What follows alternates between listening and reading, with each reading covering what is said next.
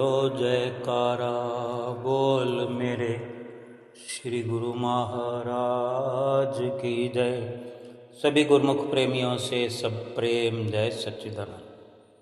वंदो चरण सरोज गुरु मुद मंगल आधार। जय सेवत नर होत हैं भव सागर से पार। गुरु जी के सुमिरन मात्र से नाशत विघ्न अनंत।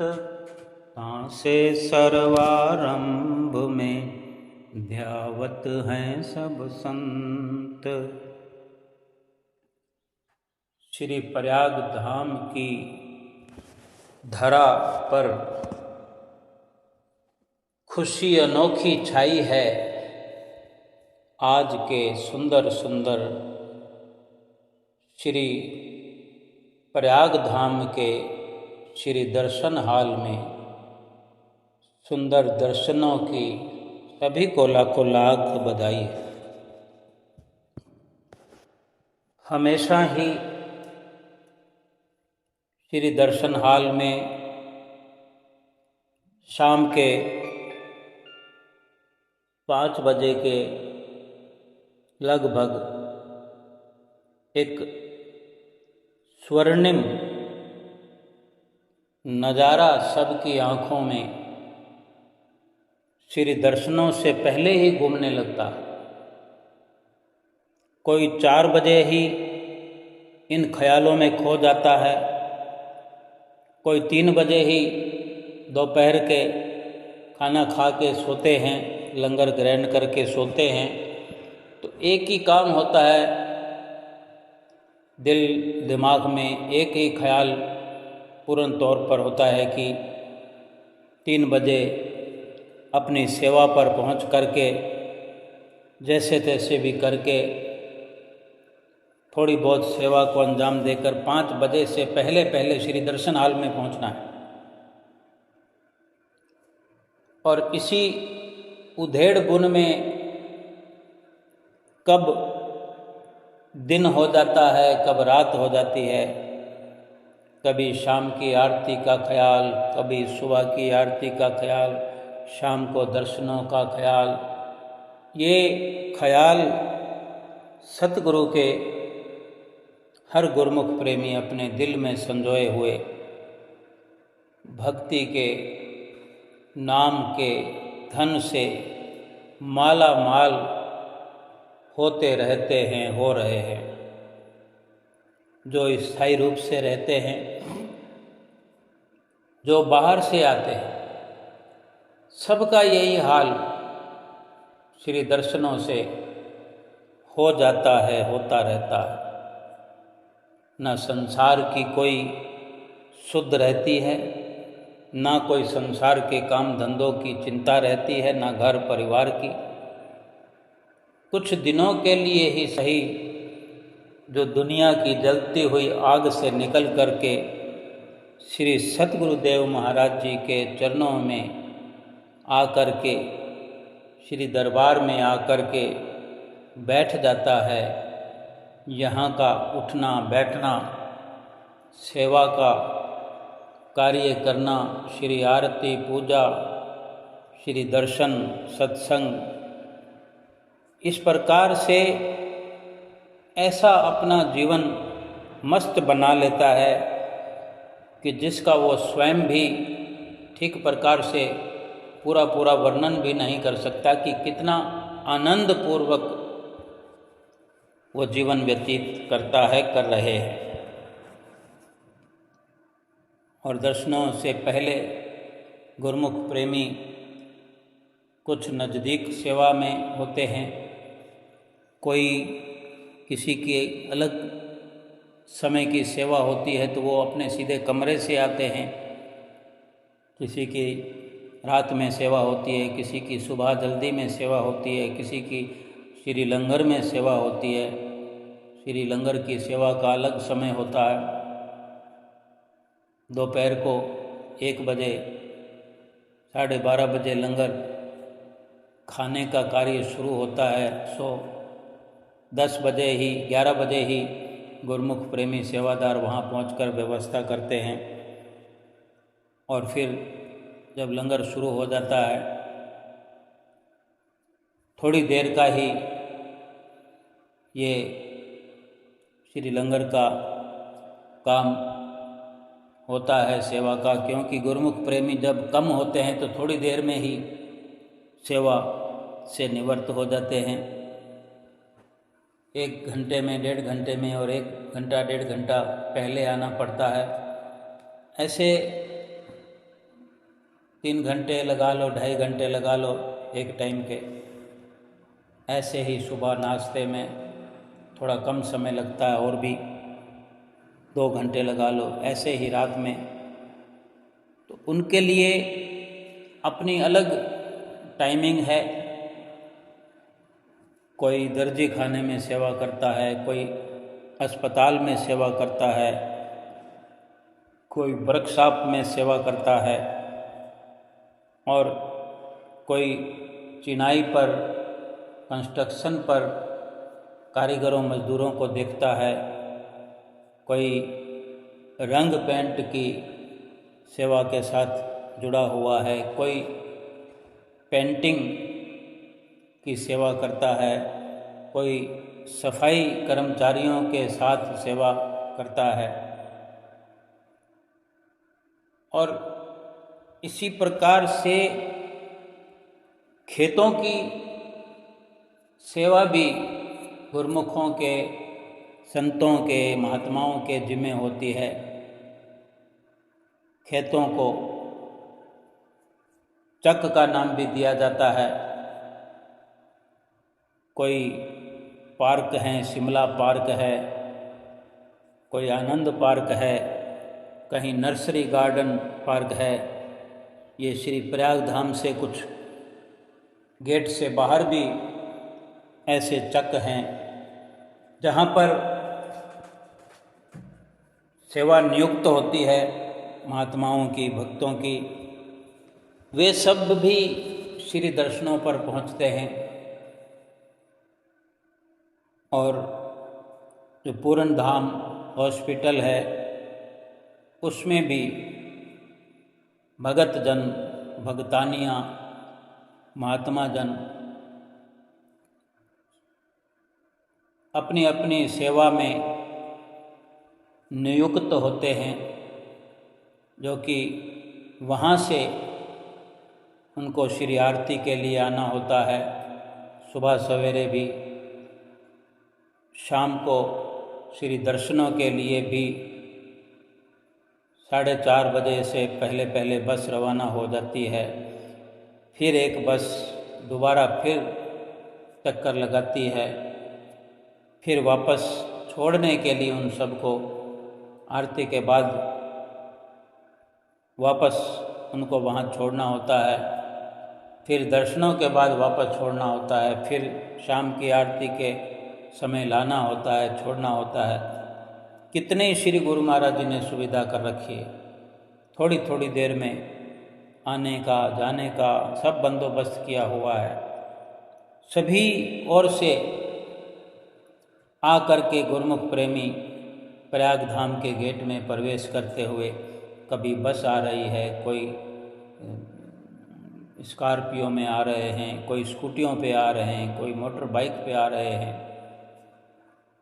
सभी का एक ही लक्ष्य है कि 5 बजे दर्शन खुलने वाले हैं, थोड़ी सी भी देर न हो जाए।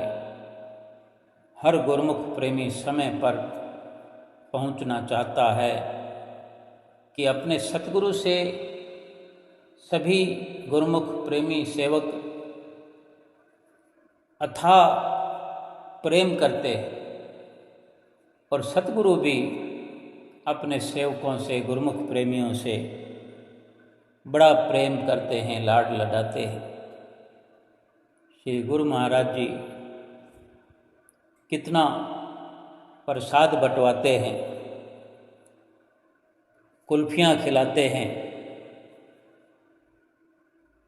2-2 दिन लगातार कुल्फी बंटवाते हैं, कितना प्रसाद बंटवाते हैं। फिर श्री दर्शन हाल की समाप्ति पर लीला रचाते हैं, बिस्किट के पैकेट लुटाते हैं, कितनी टॉफ़ियाँ लुटाते हैं, महात्मा जनों को इशारा करते हैं।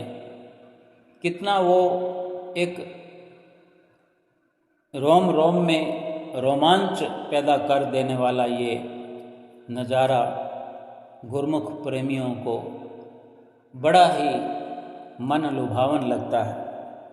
बल्कि दूर दराज घरों में बैठे हुए गुरमुख प्रेमी ये सुनकर भी मन मस्त हो जाते हैं, झूमने लगते हैं, सोचने लगते हैं कि काश मैं भी श्री प्रयाग धाम में श्री दर्शन हाल में होता, काश मैं भी श्री दर्शन हाल में होती तो ये नज़ारे में वहाँ हूबहू श्री गुरु महाराज जी के रूबरू होकर के देखती या देखता। और इस प्रकार के विचारों में विचरते हुए बेशक शरीर से उनकी दूरी बनी हुई होती है, लेकिन दिल अपने दिलदार के साथ जुड़ा होने के कारण वो हूबहू नज़ारे केवल सुनने मात्र से ही महसूस करने लगते हैं, ज्यों के त्यों। और कहीं अधिक काल्पनिक चित्र भी उनके हृदय में खिंचते जाते हैं, उकरते जाते हैं, और वो ख्यालों में खो जाते हैं कि हम भी फलां वक्त श्री दर्शन करने गए थे, श्री आनंदपुर धाम में, श्री प्रयाग धाम में, विवेक धाम में, श्री संत नगर में, अमर धाम में। क्योंकि जहाँ भी श्री गुरु महाराज जी कृपा करते हैं, गुरुमुख प्रेमियों को ये सभी नज़ारे प्राप्त होते हैं। जैसे कि अभी श्री प्रयाग धाम में श्री दर्शन हाल का ये नज़ारा यहाँ आए हुए गुरुमुख प्रेमी अपनी आँखों से देख रहे हैं। बिल्कुल भी अभी तक भीड़ नहीं है, आराम से बैठे हुए पावन सत्संग भवन में और आराम से बैठकर सुबह सवेरे श्री मंदिर जी में श्री दर्शनों का लाभ प्राप्त कर रहे हैं गुरुमुख प्रेमी। सुंदर सुंदर सत्संग को सुनकर के अपने भाग मना रहे हैं।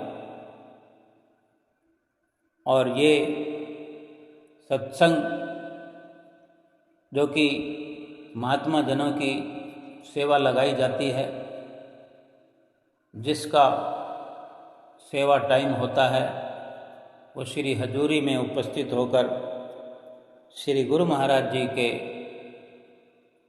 सामने खड़े होकर सत्संग महात्मा जन सुना रहे होते हैं। तो हमारे हृदय सम्राट नैना अभिराम श्री हजूर गुरु महाराज जी भी एक एक शब्द सत्संग का बड़े गौर से सुनते हैं और हर प्रकार से गुरुमुख प्रेमियों का ख्याल करते हैं। सभी तरफ सबको नज़र निहाल करते हैं, सबको भक्ति के धन से माला माल करते हैं। और ये सत्संग भी जब दर्शन खुले, ठीक 5 बजे श्री गुरु महाराज जी ने कृपा फरमाई। सभी गुरुमुख प्रेमियों ने दंडवत प्रणाम किया और श्री गुरु महाराज जी ने हुक्मनामा फरमाया। सभी गुरुमुख प्रेमियों ने उठ करके सतगुरु का दर्शन पाया और आशीर्वाद ग्रहण किया और अपने अपने स्थान पर बैठ गए। जैसा कि हमेशा पहले महात्मा जन लाइनों में लगकर माथा टेकते हैं, थोड़ी सी संख्या में ही महात्मा जन हैं, क्योंकि अभी बाहर से संगत जो सत्संगी महात्मा जन भाई जन हैं वो भी नहीं आए हैं, और संगत भी उनके साथ क्योंकि आया करती है तो वो भी अभी नहीं पहुंची है। 1-2 दिनों में जो संगत का बढ़ने का नज़ारा देखने को मिल सकता है। अभी बस स्टैंड भी खाली पड़ा हुआ है, कोई आवाजावी नहीं है, कोई बिस्तर स्टोर पर कोई लाइन नहीं लगी है, कोई कमरा नंबर पूछने के लिए कोई लाइन नहीं लगी है, बल्कि गेट पर भी जहाँ पर्ची बनती है वहाँ भी कोई चहल पहल नहीं है। बस थोड़ी सी संगत के साथ ये श्री प्रयाग धाम का सुंदर नज़ारा, आपस में ये अवसर गुरुमुख प्रेमी एक दूसरे से जय सच्चिदानंद कहते हुए, चरण वंदना कहते हुए, ये आवाज़ें ही आती रहती है। और इस प्रकार जब शाम को दर्शन खुल रहे थे 5 बजे से पहले, थोड़े बहुत ही गुरुमुख प्रेमी प्रवेश करते हुए फिर धीरे धीरे गुरुमुख प्रेमी श्री दर्शन हॉल में पहुंच रहे थे। और जब महात्मा जन लाइनों में मत्था टेक रहे थे, कभी कभी श्री गुरु महाराज जी किसी को रोक करके कुछ पूछताछ कर लिया करते हैं किसी महात्मा जी के बारे में। कोई इलाज के दायरे में है, कोई अस्वस्थ है, उसको पूछ लेते हैं रोक कर। कोई बाहर से जो आते हैं सत्संगों से, कुछ तो आते ही रहते हैं, उनसे कभी कभार लाइन को रोक करके पूछ लेते हैं अपनी मौज के अनुसार। और इस प्रकार महात्मा जनों ने माथा टेक करके अपना स्थान ग्रहण किया। और उसी वक़्त जिनकी प्रसाद की बारी होती है उनको ये अवसर होता है कि वो खाली लाइनों में केवल वही 2-4 लोग जो घर के होते हैं, परिवार के, प्रसाद जिनकी तरफ से वितरण करवाना होता है, वो श्री गुरु महाराज जी के नज़दीक आकर माथा टेकते हैं, पीताम्बर भेंटा करते हैं। श्री गुरु महाराज जी को पीताम्बर धारण कराया गया। गोल्ड का तिलक भी श्री गुरु महाराज जी को प्रेमी जन लगवाते हैं। तो ये दृश्य रोज ही देखने का अवसर मिलता रहता है। और फिर जब लाइनें खाली हो गई और इधर जो भजन चल रहा होता है, भजन बोल रहे होते हैं प्रेमी, वो भी पूरा हो जाता है, जयकारा लगा दिया जाता है और फिर होती है सत्संग की शुरुआत। और सत्संग में शुरू में महात्मा जी ने सुनाया, सत्संग शुरू किया, सत्संग वचन फरमाया, कितना सुंदर ये समा मंगलमयी घड़ी सुहाई है, इन अलौकिक दर्शनों की सबको लाखों लाख बधाई है। ये हमारा स्वर्णिम सौभाग्य है, परम सौभाग्य है कि हम श्री सतगुरुदेव महाराज जी के चरणों की छत्र छाया में बैठ करके सुंदर दर्शनों का और आशीर्वाद का लाभ प्राप्त कर रहे हैं। ये महान दया, ये महान कृपा केवल समय के संत सतगुरु ही हम जीवों पर किया करते हैं। तो हम सेवकों का, गुरुमुखों का भी फर्ज बनता है कि जो हमारे लिए महापुरुषों ने नियम निर्धारित किए हैं, जो हमारे लिए मार्गदर्शन सतगुरु ने किया है, कर रहे हैं, उनके बनाए हुए नियमों को निभाएं, वचनों पर चलें और अपने जीवन की नैया की बागडोर समय के संत महापुरुषों के कर कमलों में सौंप दे। एक 2 दिन पहले हुए दर्शनों पर सत्संग की याद दिलाते हुए सत्संग में सुना रहे थे महात्मा जी कि जैसे 2 दिन पहले भी आदरणीय महात्मा जी सत्संग में वचन फरमा रहे थे कि यदि जीव अपने जीवन रूपी बेड़े को महापुरुषों को सौंप दे या अपने जीवन रूपी बेड़े का माझी सतगुरु को बना दे तो इसमें कोई संदेह शक नहीं कि वो इस भव सागर से सहज ही पार हो सकता है, क्योंकि भव सागर से पार उतारने के लिए ही कि वक़्त के महापुरुष इस संसार में, इस धराधाम में अवतार धारण करके आते हैं और सेवक सदैव अपने जीवन को उनके वचनों पर, उनके नक्शे कदम पर चलाता जाए। जैसे वर्णन भी आया है कि सतगुरु के मुख से निकला हर वचन कल्याण होता है, जो माने हर वचन इनके उसी का बेड़ा पार होता है। मगर बैठने वाला मल्लाह ये सब जाने, कहाँ पर है किनारा और कहाँ तूफान होता है। कि समय के महापुरुष ही सेवक का सदा कल्याण चाहते हैं और उन्हीं को ही ये सदा विवेक होता है कि कहाँ दुखों का तूफान है और कहाँ सुख का किनारा है। लेकिन यदि जीव अपने जीवन को उनके वचनों पर चलाता जाए और ये कामना रखता हो, अगर चाहता है कि मैं भवसागर से पार हो जाऊं, तो संतों महापुरुषों के वचनों को, उनकी आज्ञा व मौज पर चलना ही पड़ेगा। जैसे किसी की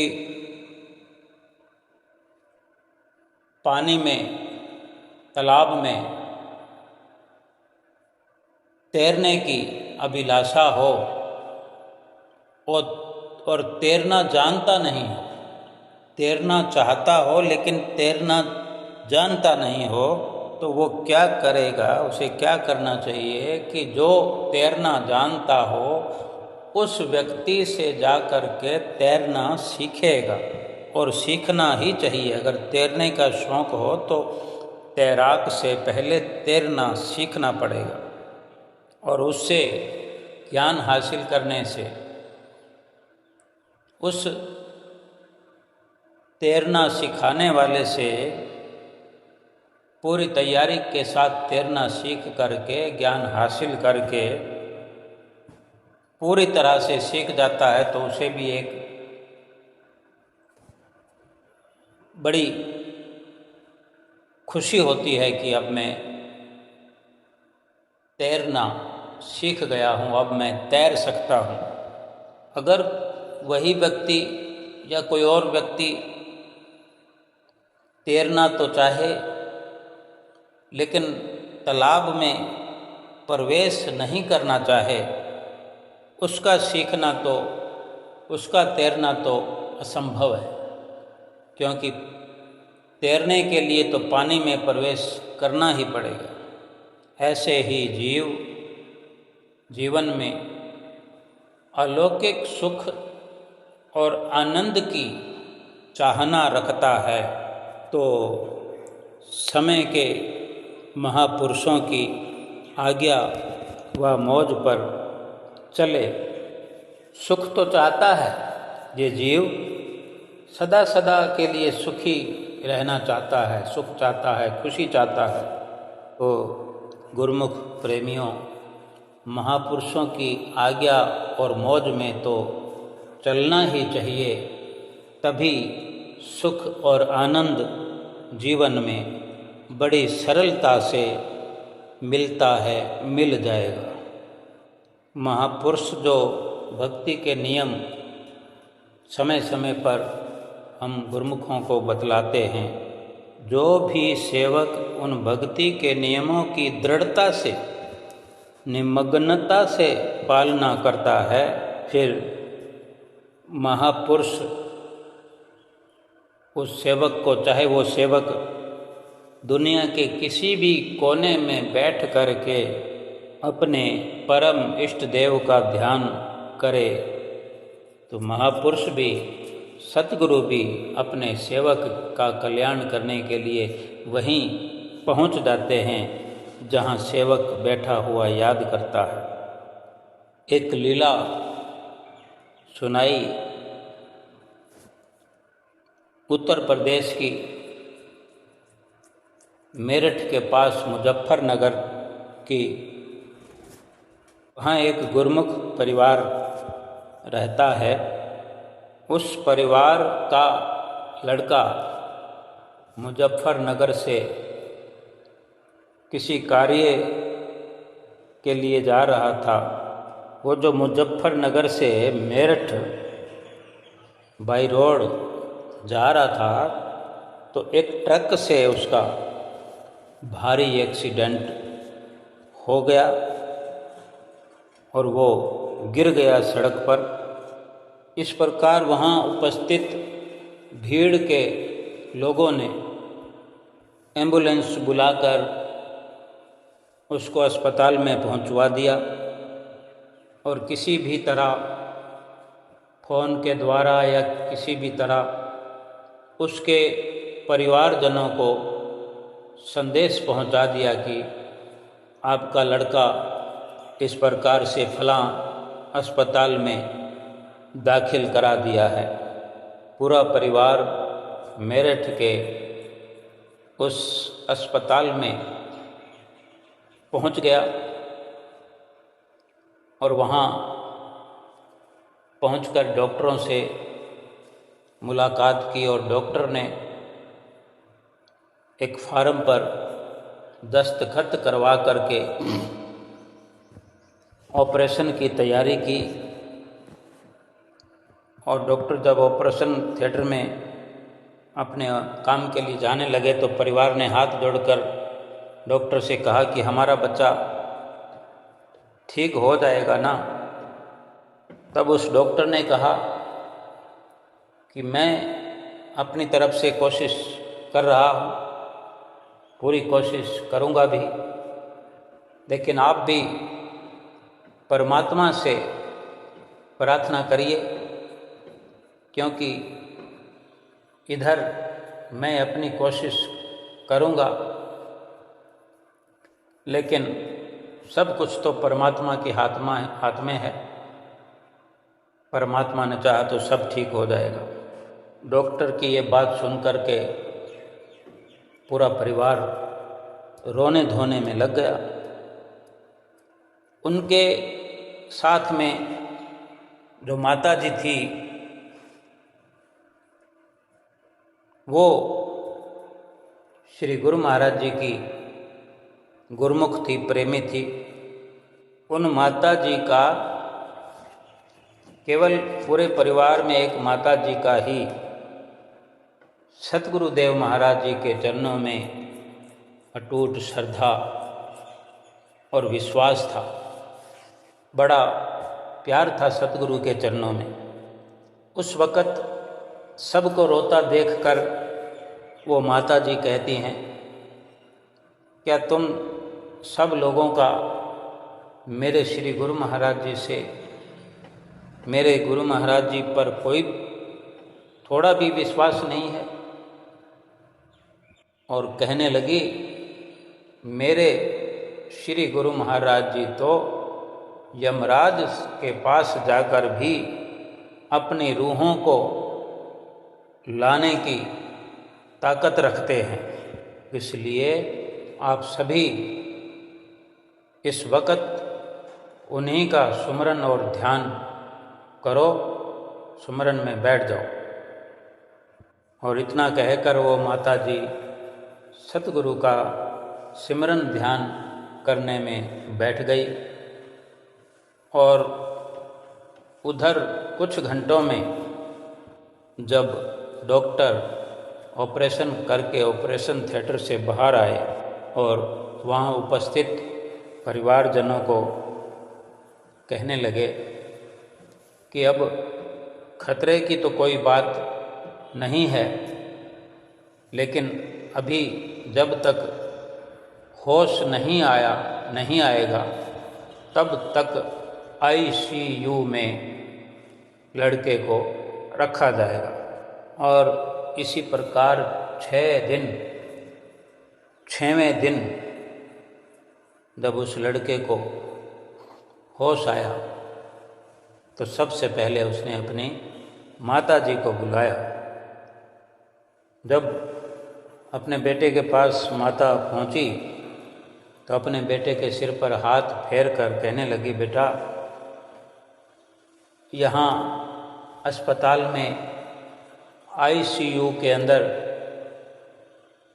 तो एडमिट है, तो यहाँ रिश्तेदारों को, परिवारजनों को अधिक संख्या में या ऐसी स्थिति में पास में नहीं आने दिया जाता, इसलिए तू इतने दिन अकेले ही पड़ा रहा यहाँ पर और कोई भी परिवार का तेरे साथ नहीं खड़ा हुआ था।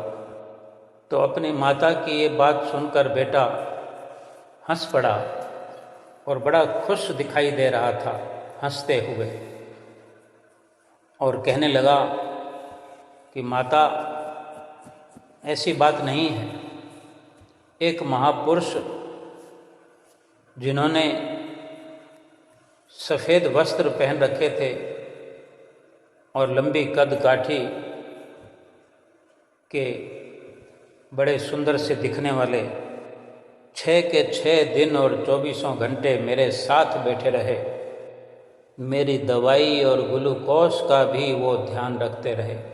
डॉक्टरों के होते हुए भी वो अपनी तरफ से मेरा ध्यान अलग से रखते रहे और रह कर मेरे सिर पर हाथ फेरते थे और कहते भी थे कि तू चिंता मत कर, हम तुझे बिल्कुल ठीक कर देंगे। ये सब अपने बेटे से सुनकर वो माता जी कहती हैं कि तुमने पूछा नहीं कि वो कौन है? तो वो कहता है कि मैंने पूछा कि आप कौन हैं? तो वो महापुरुष कहते हैं कि तेरी माता जी ने ही हमारी यहाँ पर ड्यूटी लगाई है कि मेरे बेटे को ठीक करके ही यहाँ से जाना है आपको। जब बेटे से ये बात सुनी अपने सतगुरुदेव महाराज जी के बारे में, तो माता जी के आँखों से आंसुओं की एक धारा बह निकली और बहते हुए आंसुओं से अपने सतगुरु का हाथ जोड़कर मन ही मन आंखें बंद करके शुक्राना करने लगी।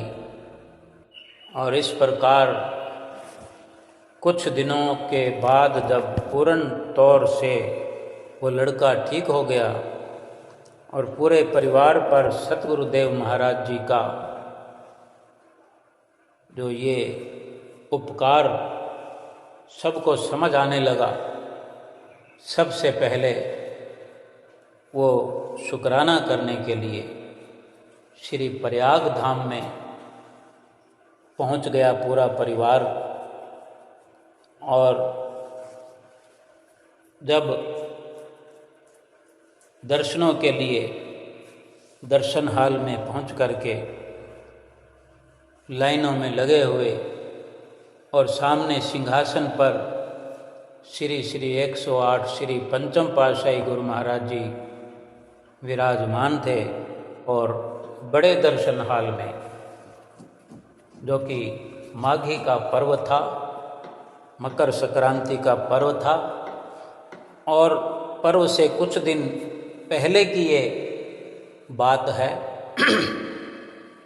उस वक़्त सामने की लाइनों से अनेक अनेक गुरुमुख प्रेमी सतगुरुदेव महाराज जी का दर्शन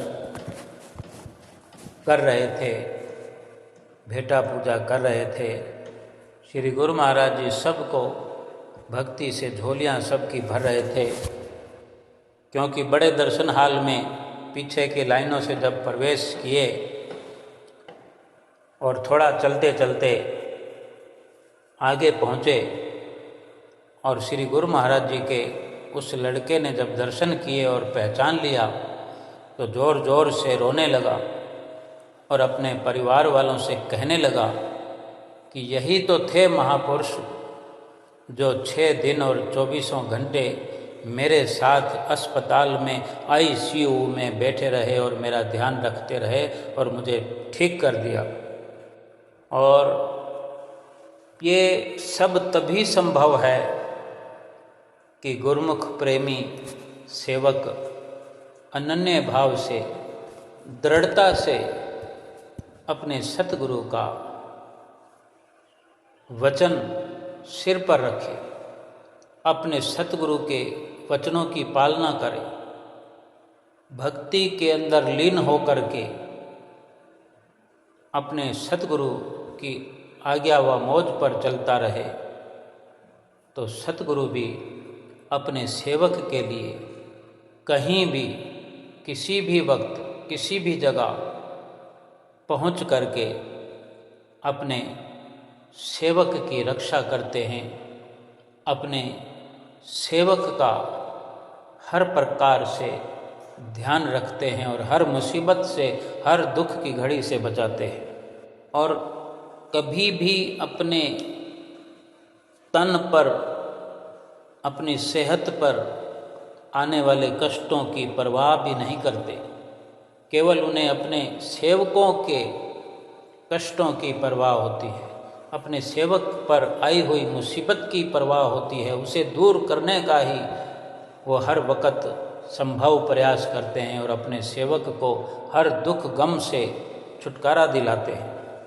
धन्य हैं हमारे सतगुरुदेव महाराज जी कि वे जगह जगह पर, एक जगह से दूसरी जगह, दूसरी जगह से तीसरी जगह पहुंचकर अपने सेहत का, अपने तन पर आए हुए कष्टों की परवाह ना करते हुए अपने गुरुमुख प्रेमियों का कल्याण करते हैं। और आज भी, अभी भी सब गुरुमुख प्रेमियों को दर्शन दे रहे हैं, भक्ति से, आशीर्वाद से झोलियां भर रहे हैं। और हमारे हुजूर सतगुरु दाता दीन दयाल जी ही समय समय पर अपने वचनों में फरमाते हैं, हिदायत करते हैं कि जो महापुरुषों ने नियम निर्धारित किए हैं, जो भी 5 नियम बने हुए, श्री आरती, पूजा, सेवा, सत्संग, सुमरन और दर्शन ध्यान, ये 5 नियम हर गुरुमुख के लिए, सेवक के लिए निभाना बहुत ही जरूरी है। और 2 घंटे भजन अभ्यास करना हर सेवक के लिए अनिवार्य है। और जो गुरुमुख प्रेमी करते हैं, नियमों की पालना करते हैं, 2 घंटे भजन अभ्यास करते हैं, वही अपने इष्ट देव सतगुरु की प्रसन्नता को पाते हैं, उनकी रहमतों को अपने जीवन में हर वक़्त प्राप्त करते हैं, हर वक़्त उनके आशीर्वाद को महसूस करते हैं। कदरदानों ने भी कहा है, 2 घंटा जो भजन करेगा देंगे उसका साथ, मेरे प्यारे सतगुरु के वचनों पर करो विश्वास। तो हर गुरुमुख के लिए, हर प्रेमी के लिए महापुरुषों के वचनों को मानना, उनके वचनों की पालना करना निहायत ही ज़रूरी है। क्योंकि अगर हमारा ये लोक भी सुखी होता है, परलोक भी सुहेला होता है और जीवन भर हम खुशियाँ प्राप्त करते हैं यहाँ भी और परलोक में भी, अपने निज घर में हमारी आत्मा पहुँचती है, कल्याण होता है, तो ये बहुत ही सरल और सस्ता सौदा है जो सतगुरुदेव महाराज जी ने हमें ये 5 नियम की माला दे करके हमारे जीवन के कल्याण के लिए ये भक्ति का भंडार खोल दिया है कि हम 24 घंटे दुनिया के काम काज करते हुए कुछ समय जो निर्धारित रूप से हमें फरमाया है वो भजन सुमरन करते हुए, 5 नियमों की पालना करते हुए अवश्य ही आत्मिक कल्याण के रास्ते पर चलते हुए आत्मा का कल्याण करें। और इस प्रकार सत्संग की समाप्ति के बाद गुरुमुख प्रेमियों को जो बाहर से आई संगत होती है उनको माथा टेकने का अवसर होता है, प्रसाद वितरण किया जाता है और गुरुमुख प्रेमी सामने की लाइनों से माथा टेकने के लिए श्री गुरु महाराज जी के आगे पहुंचने लगे और सबको गुरु महाराज जी अपने आशीर्वादों से कृतार्थ कर रहे थे और गुरुमुख प्रेमी अपने सतगुरु की नज़दीकी पा करके खुशहाल हो रहे थे। थोड़ी ही देर में सारी संगत ने माथा टेक लिया। तब श्री गुरु महाराज जी जाने लगे तो माइक कर कमलों में लेकर हमेशा की तरह सबको संदेश दिया, चलो गुरुमुखो चलो।